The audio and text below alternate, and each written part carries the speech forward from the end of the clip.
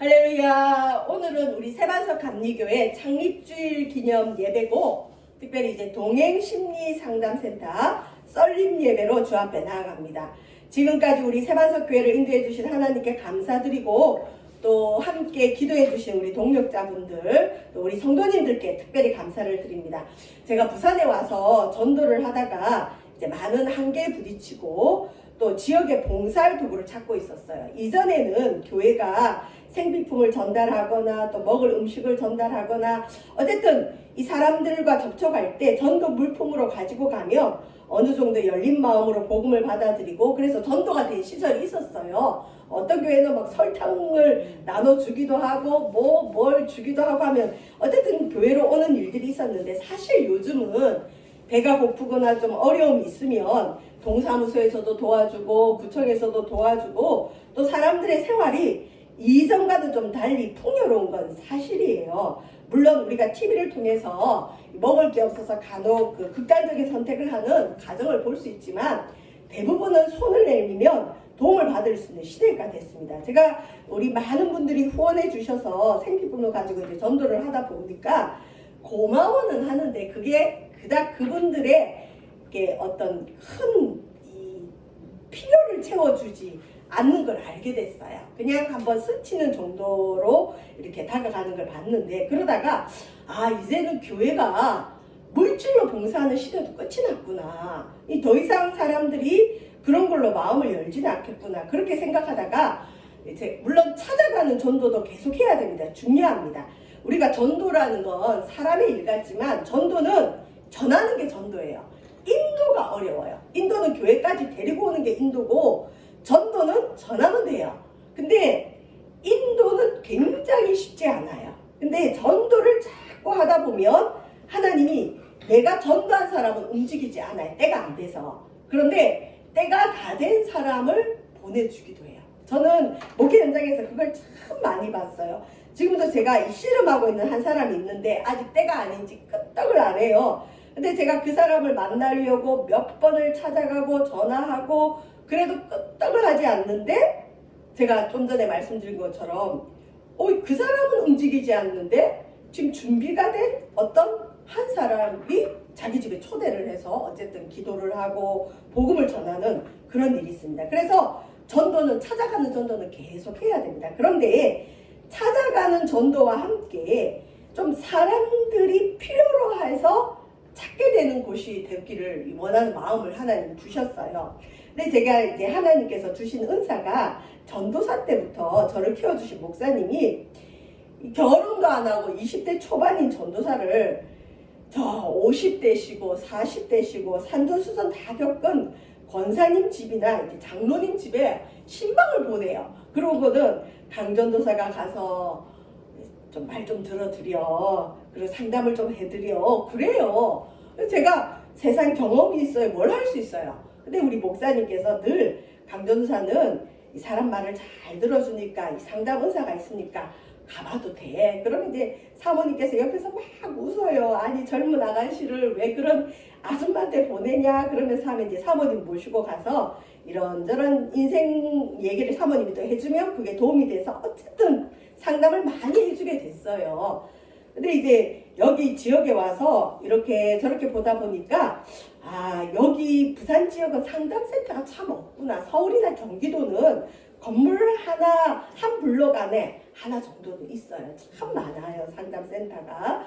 근데 제가 또 감사하게도 그 안산 꿈의 교회에서, 여러분 그 권수영 박사랑 혹시 아시는지 모르지만, 그 박사님과 함께 그분이 우리 그 센터장으로 담임 목사님이 영입해 오셨는데, 그분이 하버드 내에서 상담을 목회 신학 공부해서 지금 연대에 이 상담센터에 아마 또 대표로 계실 거예요. 그분하고 우리나라에 꽤 그 인지도가 있는 상담 교수님들과 해서 프로그램을 개발을 했었어요. 그래서 꿈의 교회에서 이 상담사들 교육도 하고, 거기서 상담센터를 운영하고, 제가 또 직접 상담을 받기도 하고 상담을 또 하기도 하고, 어쨌든 상담센터 운영한 경험이 있어요. 근데 제가 이번에 공부를 하다 보니까 그 교수님이 하는 얘기가, 상담을 하는 것도 중요하지만 상담센터 운영이 어렵대. 이거는 기관의 운영이기 때문에 상담만 잘해서는 안 되고 이 기관을 하나 운영하려면 또 머리 아픈 게 많아요. 근데 제가 감사하게도 상담센터 방문을 많이 하고 공부를 많이 해놔서 운영은 얼마든지 할 수 있는 노하우를 가지고 있죠. 근데 부산에 와서 사실 상담센터를 바로 개설을 해도 되는데 여기 요즘은 또 전문가 시대잖아요. 그리고 제가 부산에 아는 사람도 없고 해서 전문 그런 국가 자격증이 있어야 되겠다 생각을 하고, 여러분 아시지만 제가 1년 동안 공부에 매진을 해서 너무나 감사하게도 그 보건복지부에서 주관하고 한국산업인력공단에서 이제 주최하는 이 보건의료 관련 자격증을 하나님이 주셨어요.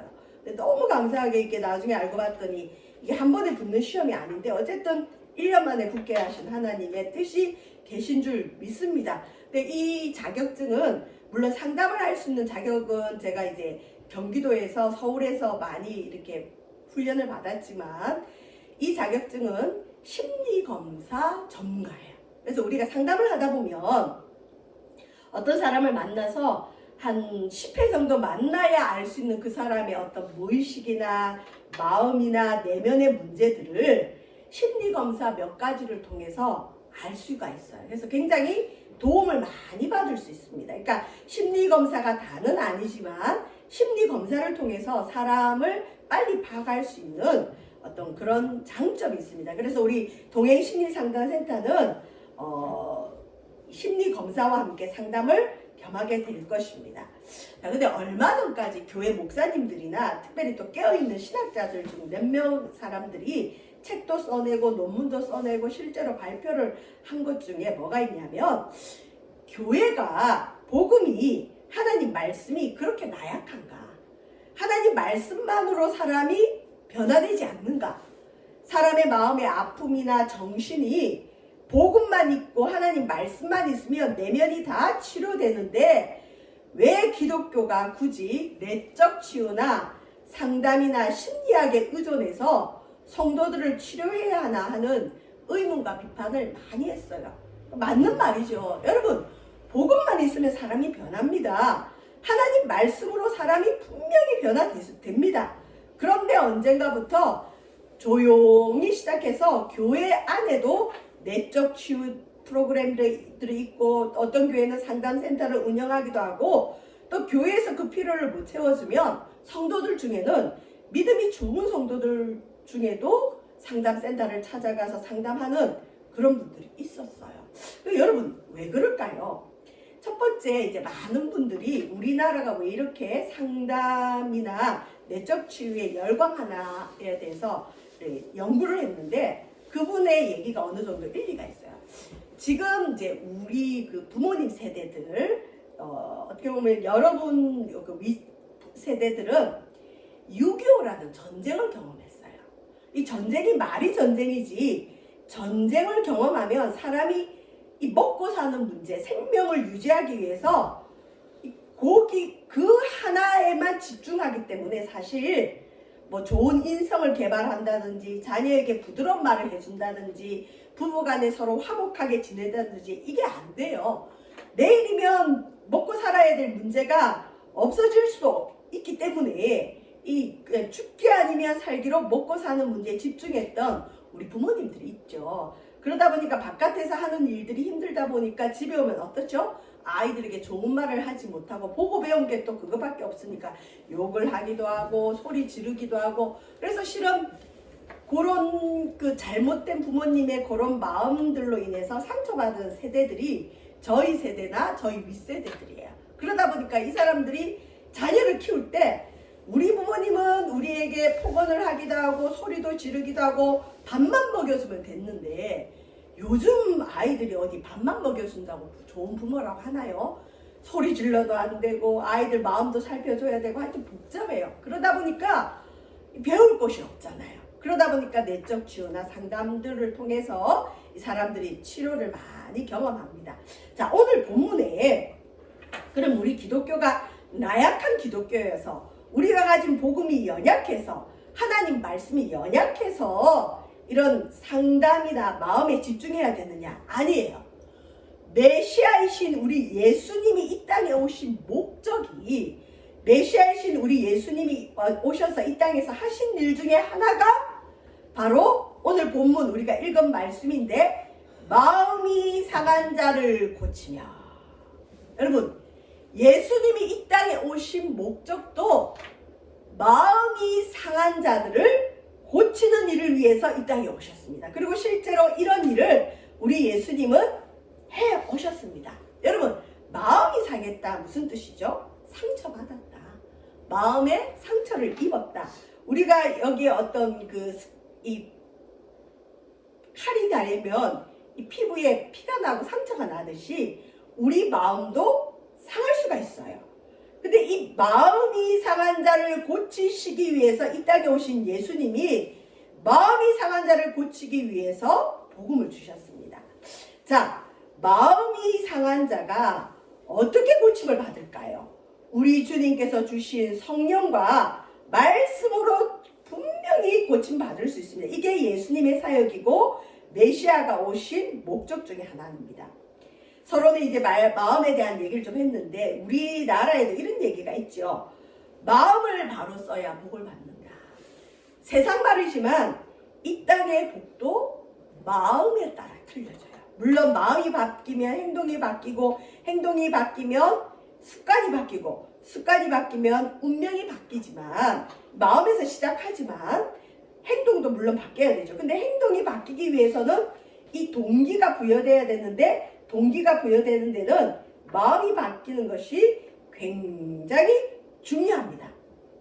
우리 예수님도 마음에 이 관심이 많으셨어요. 자, 이 땅에 하나님 다음으로 신과 같은 존재가 있어요. 누굴까요? 부모님.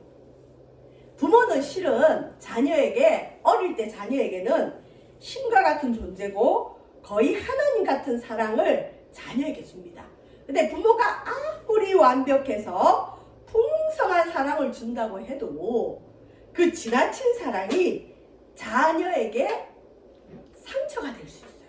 나는 사랑해서 한 행동인데 자녀는 그게 억압이라고 여길 수 있고, 나는 그 자녀를 위해서 한 어떤 제재인데 자녀는 그것이 부모의 간섭이라 생각할 수 있습니다.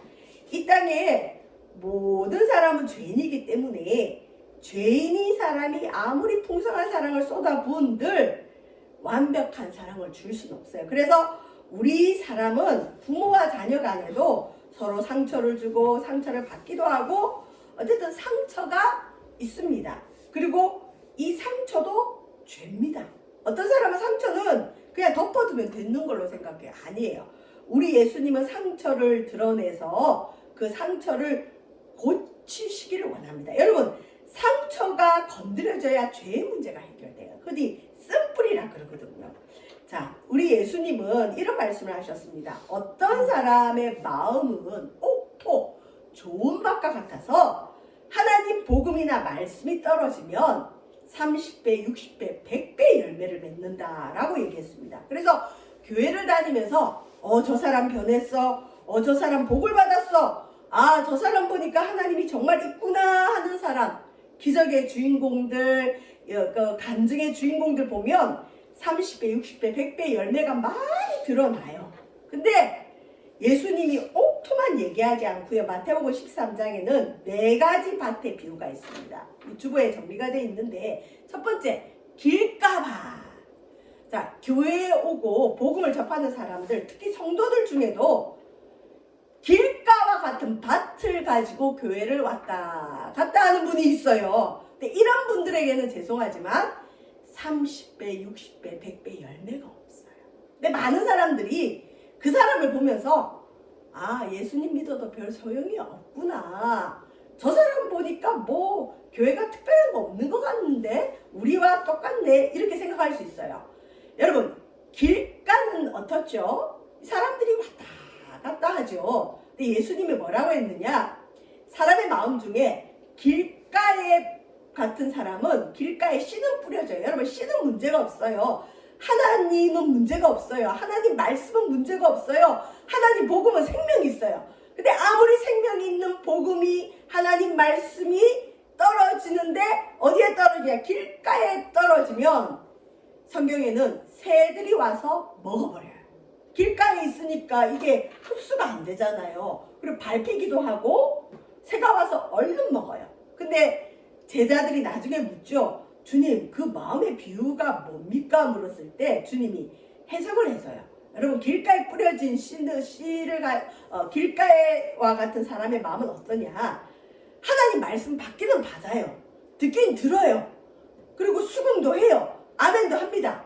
그런데 이 사람의 마음은 늘 분주하고 하나님 말씀이나 하나님의 교회나 하나님 사랑보다는 다른 데 관심이 많아요. 그러다 보니까 새로 비유되는 마귀가 와서 하나님 말씀 깨닫지 못하고 자기 말씀 안 되니까 마귀가 와서 먹어버려요.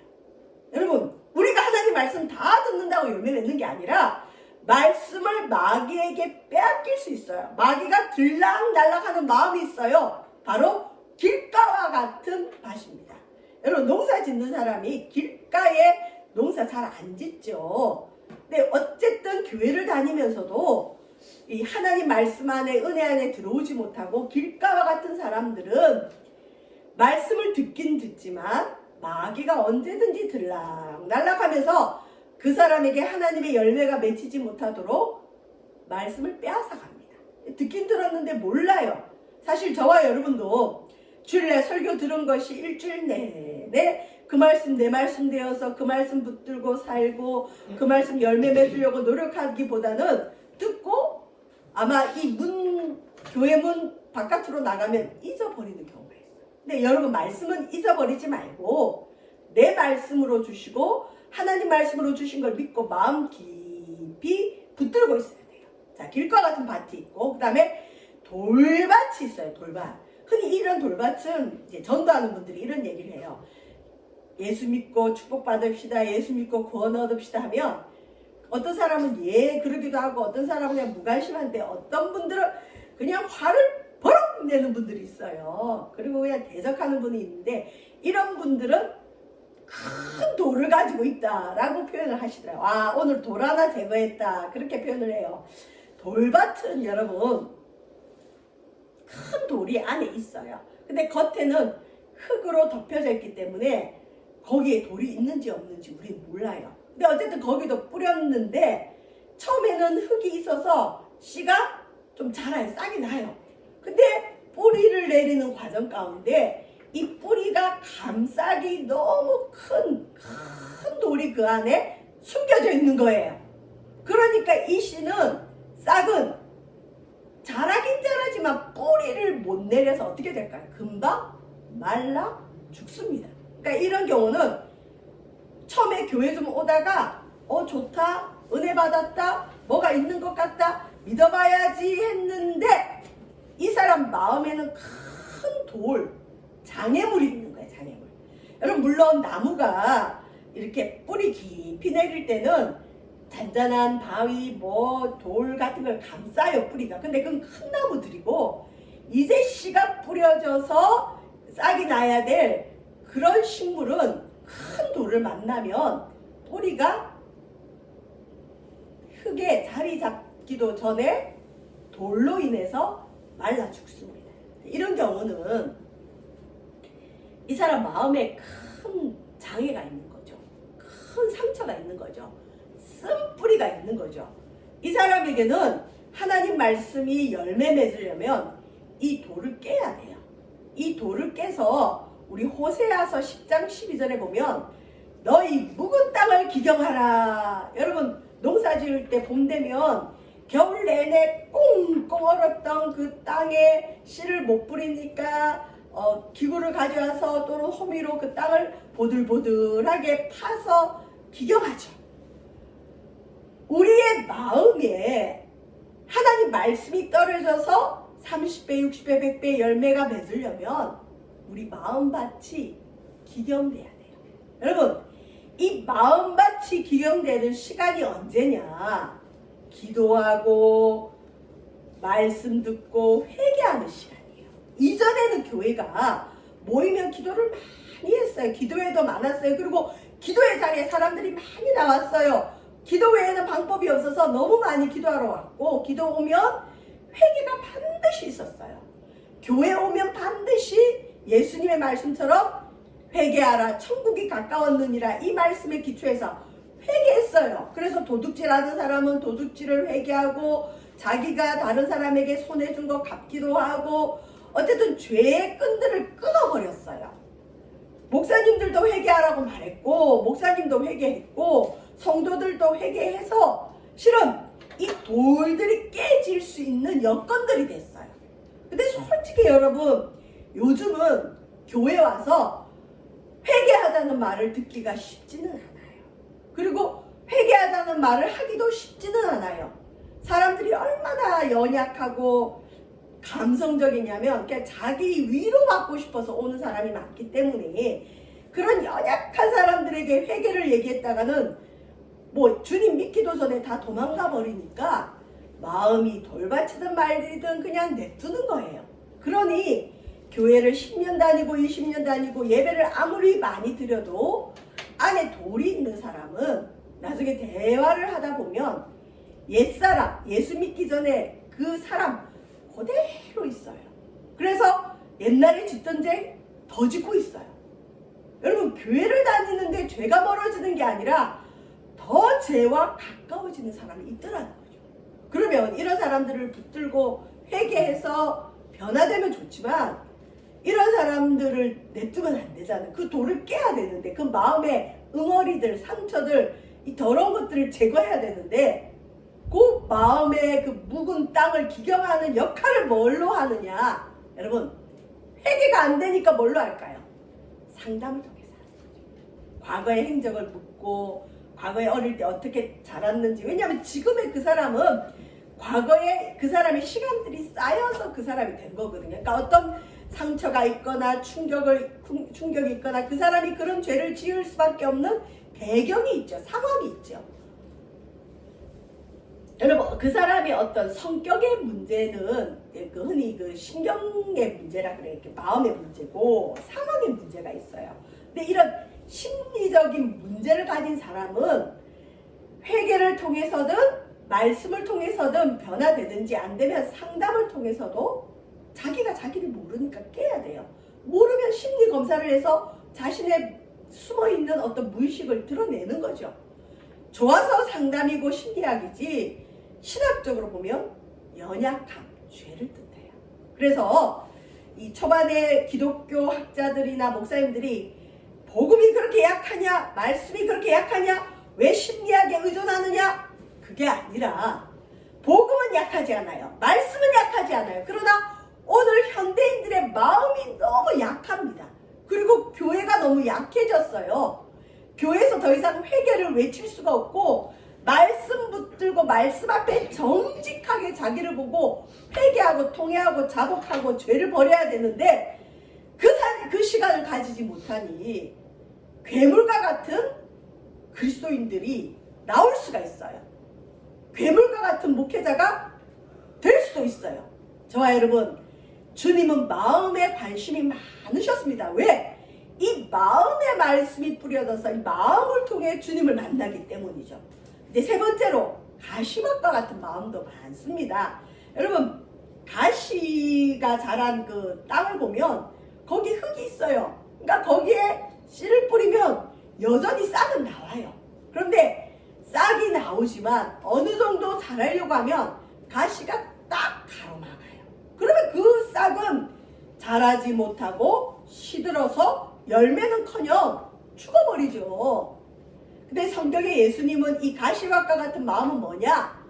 주님을 믿기는 믿지만 세상의 염려나 이 세상의 그 유혹, 재물의 유혹에 마음이 딱 막혀서 하나님 말씀이 더 이상 자라지 못하는 밭을 가시밭이라고 해요. 물론 여러분, 이 돈을 사랑하는 것이 일만하게 뿌리라 그럽니다. 교회를 다니면서 정말 변화되기 힘든 사람 중에 하나가 돈을 사랑하는 사람. 돈이 필요해서 돈을 좋아하고 벌 수도 있지만 돈을 사랑하는 사람이 있어요. 그런 분들은 가시밭과 같아서 아무리 좋은 하나님 말씀이 뿌려져도 돈 문제 앞에는 그 사람이 하나님을 택하지 않고 돈을 택합니다. 그래서 돈을 사랑함이 일만하게 뿌리고 마지막 때에 그런 악한 영은 사람들에게 돈을 통해서 믿음을 뺏어갑니다. 자, 어쨌든 이런 밭이 있는가 하면 마지막으로 옥토밭이 있는데 이 사람들은 정직해요. 마음밭이 보들보들해요. 양심이 살아있어요. 거짓말을 하면 자기가 불편해요. 그리고 이런 분들은 하나님 말씀 앞에 정직하게 자기를 내려놓고 감찰하고 회개하고 죄를 버리고 그런 보들보들한 마음에 하나님 말씀 복음이 떨어지면 이 사람이야말로 100배, 60배, 30배 열매를 맺습니다. 어떻게 보면 확률적으로 교회는 많은 사람이 와도 25%, 4분의 1만 어떻게 보면 알고 계셔. 나머지 분들은 회개를 하든 말씀 앞에 정직하게 서든 상담을 받든지 간에 어쨌든 마음이 고쳐져야 하나님의 역사가 있습니다. 그래서 여러분 전도 대상자를 한번 기억해 보십시오. 여러분 기도하고 있는 상대를 한번 기억해 보십시오. 저 사람은 마음이 길가밭일까? 저 사람은 마음이 돌밭일까? 가시밭인가? 한번 생각해 보고 길가라 그러면 옥토가 될 수 있도록 여러분이 도와주시고 기도해 주시고 돌밭과 같은 마음이면 돌을 깨야 돼요. 상담으로 연결해 주시고 가시밭도 마찬가지입니다. 돈을 사랑하는 분들도 보면 성장 배경이 있어요. 그래서 돈을 못 버리는 경우가 있습니다. 어쨌든 이 옥토와 같은 마음이 되게 하는데 회개와 함께 회개가 안 되는 이런 경우는 상담이나 심리 검사를 통해서 그 사람의 마음이 정직해질 수 있도록 도와주는 겁니다. 그래서 저는 상담이 필요하다고 생각합니다. 기독교가 나약해서가 아니라 말씀이 나약해서가 아니라 교회가 연약해졌기 때문에 사람들이 너무 악해졌기 때문에 이 말씀하고 이제 말씀을 마치는데 여러분 말씀과 복음만으로 사람은 완벽히 변화됩니다. 말씀 앞에 정직하게 자기를 돌아보고 그 말씀 붙들고 기도하면 하나님이 반드시 그 사람을 그 말씀으로 변화시켜 줍니다. 그런데 대부분은 그 시간들을 못 가져요. 그냥 와서 설교만 듣고 돌아가면 자기가 저절로 변할 줄 알아요. 아니에요. 한 사람이 변화되는 데는 성령님의 강한 역사가 있어야 되고 그걸 위해서 회개를 해야 됩니다. 자, 만약에 복음이 다고 하나님 말씀이 다라면 우리나라에 처음 기독교가 들어왔을 때 미국에 굉장히 엘리트급의 선교사들이 들어왔어요. 공부를 많이 하지 않은 선교사들이 아니라 미국에 그대로 살면 굉장히 부유하게 살 수 있는 분들이 우리나라 그 구한말 시대에 정말 지저분하고 비위생적인 그곳에 와서 복음을 전하다가 이 선교사님들이 무슨 일을 했냐면 여러분 아시지만 병원을 짓고 학교를 지었어요. 이화여대, 연세대학교, 배재학당, 신촌 세브란스 병원부터 시작해서 우리나라의 아주 굴지의 학교와 병원들은 처음 기독교가 들어왔을 때 선교사님들이 지었어요. 복음으로 되고 말씀으로 끝나면 굳이 선교사님들이 교회만 지으면 되지 학교를 왜 짓고 병원을 왜 지었을까요? 복음이 연약했어요? 하나님 말씀이 부족했어요? 아니죠. 여러분 우리가 복음을 받아들이고 말씀을 받아들이면 천국 갑니다. 근데 우리는 복음을 받아들이고 말씀을 받아들였지만 지금 천국 갈 수가 없어요. 지금 죽을 수가 없어요. 천국 가는 것도 주님이 불러야 갑니다. 죽고 싶다고 죽을 수가 없어요. 여전히 우리는 어떻게 해야 되죠? 이 땅을 살아야 돼요. 근데 여러분 이 땅을 살아갈 때 복음이면 되고 말씀이면 되지 학교는 왜 가냐? 그러면서 학교 안 보내는 부모님 있나요? 이 땅을 살기 위해서 이 땅에서 필요한 사람이 되기 위해서 교육을 받아야 돼요. 그래서 복음이 나약하고 말씀만으로 안 돼서가 아니라 복음이 있지만 이 땅에서 필요가 있는 사람이 되기 위해서 학교에서 교육을 받아야 되고 복음만으로 되고 말씀만으로 되지만 이 땅에서 몸에 병이 있으면 건강한 생활을 하지 못하니까 병원을 지었던 것처럼 복음과 말씀으로 다 되지만 건강한 마음이 있어야 잘 살 수 있는 시대가 됐어요. 그렇기 때문에 상담센터는 꼭 필요합니다. 우리가 어릴 때 보면 길거리에 이렇게 옷도 제대로 안 입고 머리에 꼭 꽂고 침 흘리고 좀 이상한 분들이 꽤 많았죠. 그러다가 언젠가부터 그분들이 없어졌어요. 물론 그분들을 붙들고 감금시키고 기도해주는 기도원도 있고 병원들도 있었지만 1950년 말부터 여러분 향정신성 의약품이라고 약간 마약류인데 이 정신의학과에서 사용하는 약들이 굉장히 개발이 많이 됐어요. 그래서 결론적으로 뭐냐, 이 마음이 너무 힘들어서 정신줄을 놓아버린 분들이 있죠. 그분들이 마음이 고쳐진 것도 있지만 이 약의 효능에 어떤 효과로 많은 분들이 정신병원에 가지 않고 고침받았던 분들이 많아요.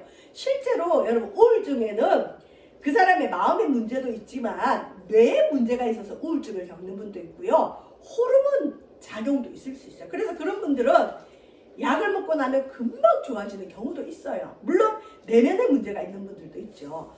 믿음이 좋은 분들 중에는 간혹 약을 먹는 거에 대해서 굉장히 거부 반응을 일으켜요. 근데 우리 주님은 말씀만으로도 병자를 고치지만 때로는 진흙을 이겨서 침을 발라서 눈에 붙여서 실로암 못에 가서 씻으라고 하는 경우도 있고, 또 어떤 경우는 무화과 뭉치를 상처에 발라라고 하는 경우도 있어요. 대부분은 말씀과 복음으로 치료되지만 인간의 방법, 특히 민간요법까지 쓰신 예수님의 모습을 보게 됩니다. 그러니까 이 땅에 약을 쓰는 건 나쁜 건 아니에요. 저와 여러분, 제 제자 중에 기도해서 이렇게 낳은 딸이 하나 있어요. 작년에 초등학교 6학년이었는데 제가 지난주에 아주 은혜로운 얘기를 들었어요. 이 코로나가 되면서 아이들이 우울증이 굉장히 많다 그래요. 초등학교 6학년인데 그 아이에게 이제 허락받고 하는 말인데 그 아이가 어느 날 엄마한테 오더니 엄마 나 죽고 싶어 그러더래요. 자살하고 싶다 그러더래요. 초등학교 6학년인데. 그래서 엄마 아빠가 너무 충격을 받아가지고 이걸 어떻게 해야 될지 믿는 가정이에요. 근데 그 아이가 정말 감사하게도 자살하고 싶다 말만 하는 게 아니라 상담을 받고 싶다 그러더래요. 그러더니 자기가 인터넷을 찾아서 리서치를 해가지고 자기가 가고 싶은 상담센터까지 가지고 오더래요. 그리고 가서 상담을 하고 나았대요. 그리고 지금은 너무 건강하게 잘 살고 있답니다. 그 정도로 요즘 아이들은 이 자기 마음의 문제에 관심이 많은 것 같아요. 저야 여러분, 우리 현대인들에게는 이 심리검사나 상담이라는 도구가 좀 필요한 것 같아요. 특히 이걸 통해서 지역사회를 또 우리 동행상담센터는 섬기기를 원합니다. 저 여러분, 이 사역을 위해서 계속 기도해 주시고 이 사역을 통해서 궁극적으로 말씀으로 변화받는 우리 하나님의 사람들이 많이 세워지기를 주님의 이름으로 기도 부탁드립니다. 기도하겠습니다. 사랑해 주님, 오늘날 이 시대에 마음이 아픈 분들이 이곳에 와서 치료받는 우리 동행상담센터가 되어지도록 도와주시고 하나님의 복음과 말씀의 능력을 믿고 주님 오시는 그날까지 복음 전파하는 우리 세방석교회 되어지도록 축복하여 주옵소서. 감사드리며 예수님 이름으로 기도합니다. 아멘.